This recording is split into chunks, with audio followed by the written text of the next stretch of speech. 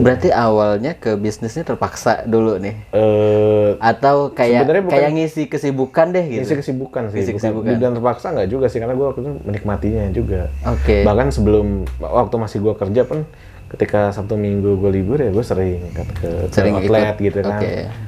Jadi ya lebih kayak itu, bilang ngisi kesibukan aja. Tapi waktu itu sambil apply juga. Sambil apply juga.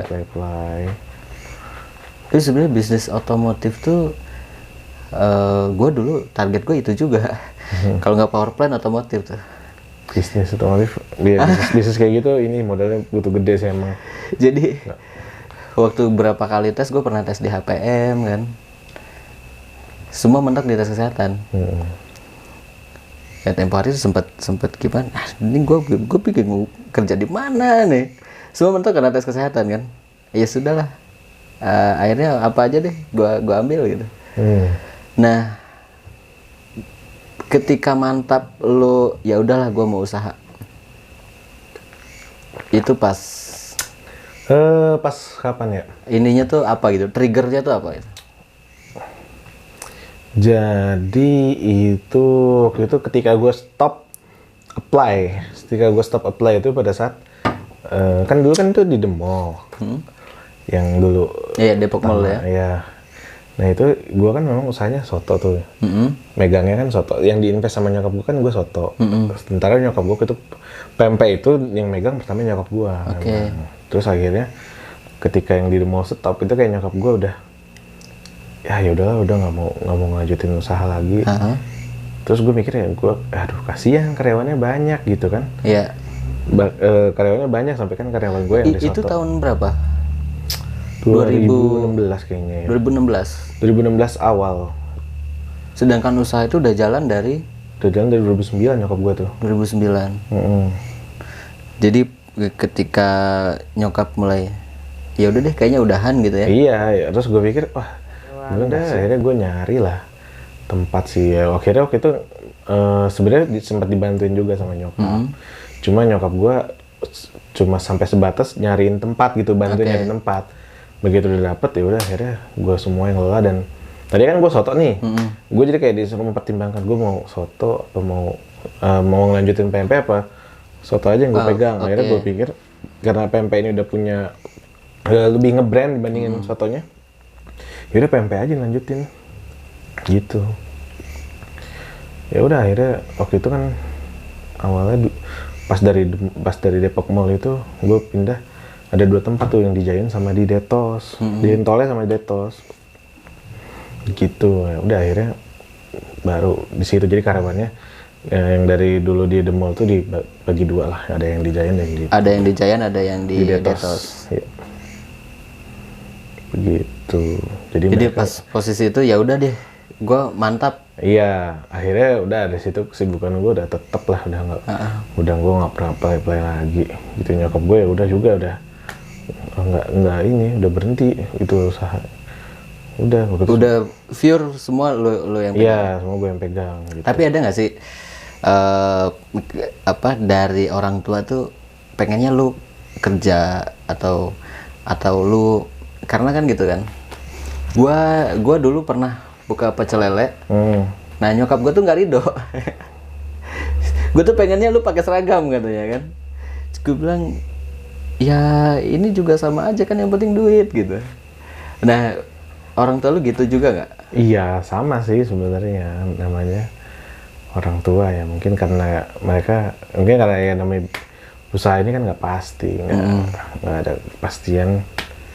Jadi ya mereka pengennya sih kerja juga, cuma kan kayak gimana ya, gini loh, nyokap gue juga dulu usaha, jadi dia pasti paham. Akhirnya kayak gitu. Ya udahlah gitu ya. Iya ya udah sambil jalanin aja gitu. Sambil jalanin ya udah sampai itu sambil ngerayu, ya udah sambil kerja. Iya, atau pas ketika lu bilang udah deh gue mau mantap di sini, yang ngebuat orang tua lu nggak minta lu buat nyari kerja lagi?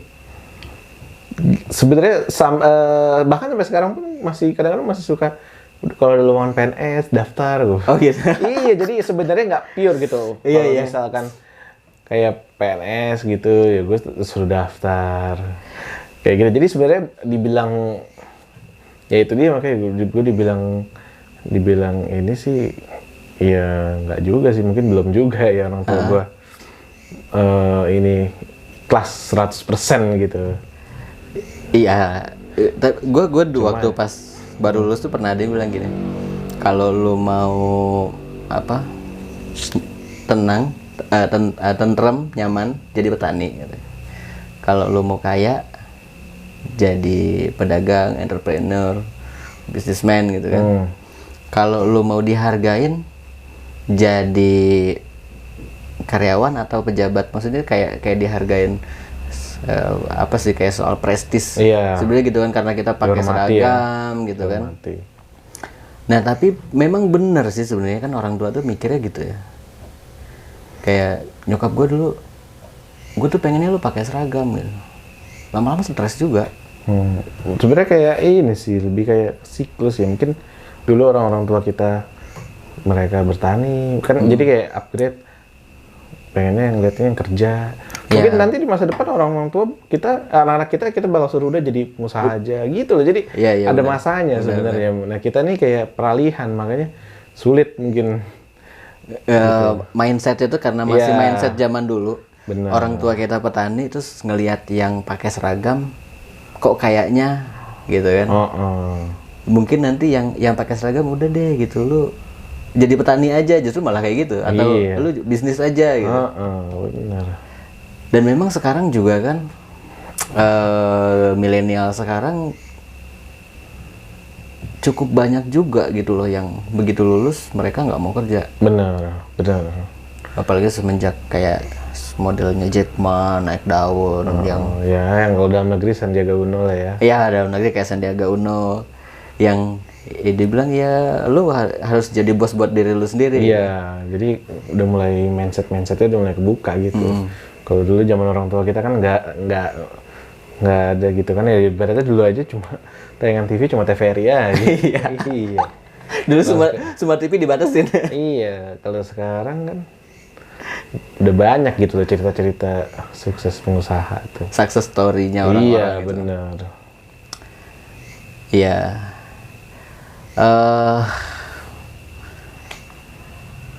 Berarti sekarang udah tahun ke berapa lu megang bisnis? Tahun ke-4 ya? 5, hampir 5 tahun. Iya, dari 2016. Ya 4 atau 5 lah ya.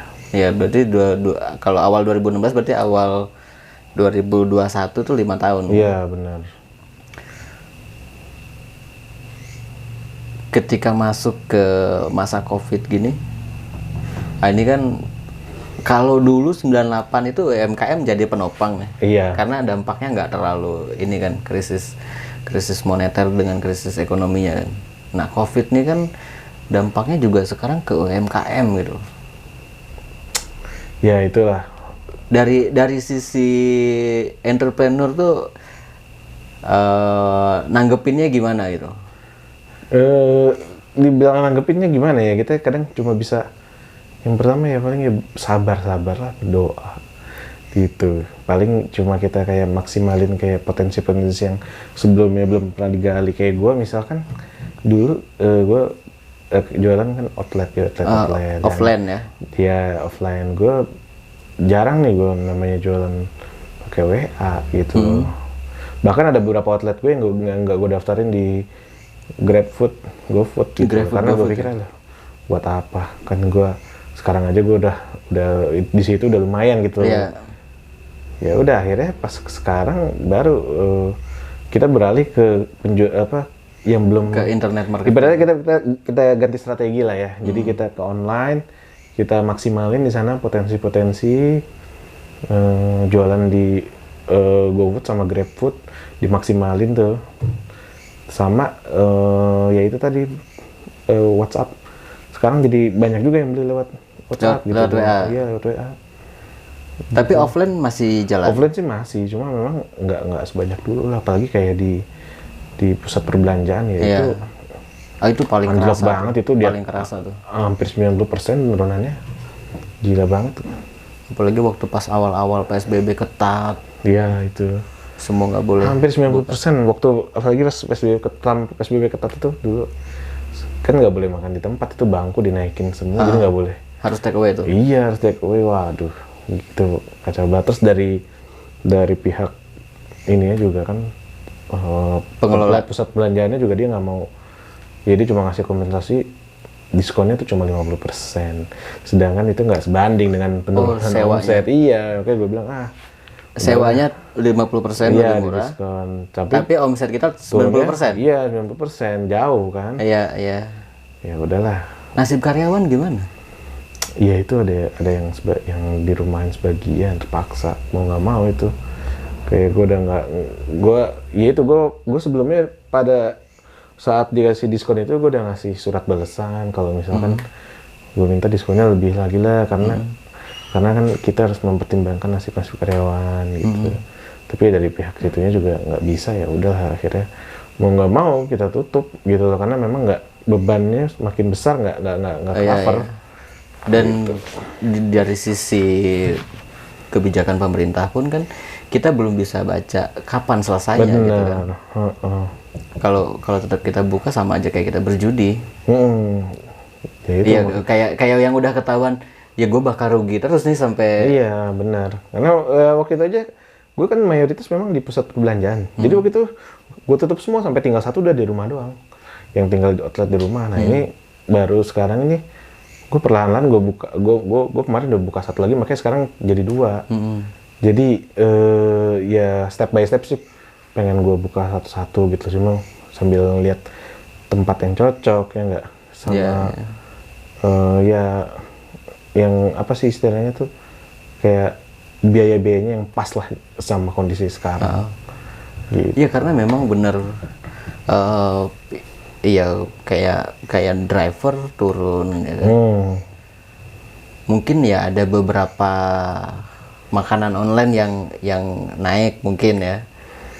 Kalau online sebenarnya sempat naik waktu awal-awal PSBB itu, mungkin karena orang khawatir mau keluar. Iya, orang khawatir mau keluar. Akhirnya itu penjualan semua naik online, dari yang medsos, GoFood, GrabFood, sampai WhatsApp gitu. Itu semua penjualan naik tuh pas mau Lebaran. Makanya kita sempat, wah ternyata kita bisa nih. Terus akhirnya ya udah, sekarang udah nggak kayak dulu. Maksudnya walaupun di PSBB lagi, cuma beda antusiasnya. Ya kalau dulu orang masih beneran aware gitu kan. Iya. Karena baru ada COVID ya. Mungkin orang dulu juga masih pada megang duit kali ya. Duit perusahaan juga masih ada.